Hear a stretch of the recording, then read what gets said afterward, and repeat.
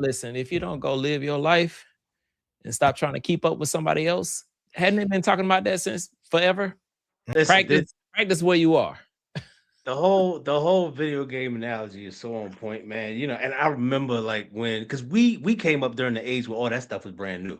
The Mhm. 80s, like the late 80s is when that stuff came out, caught fire in the 90s. I remember going to arcades that were in the mall. It Yeah. would be something like that, but the element of the concept of the game was just like that in so many of the games. You had to conquer or learn all the techniques you needed at one level to be able to progress to the next. And then when you got to like the last level, you had to put everything into effect. You had to use everything that you learned to beat the final Yeah. boss, and then possibly you could beat the game. And you could apply those same rules to life. Only back then we didn't know about it until we Mhm. started experiencing life.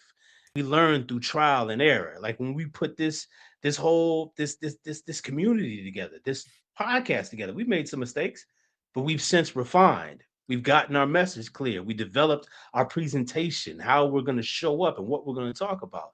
These things came through trial and error. So I'm grateful for every opportunity to practice a technique and a skill that's going to make me better instead of wallowing on the failures of not doing it.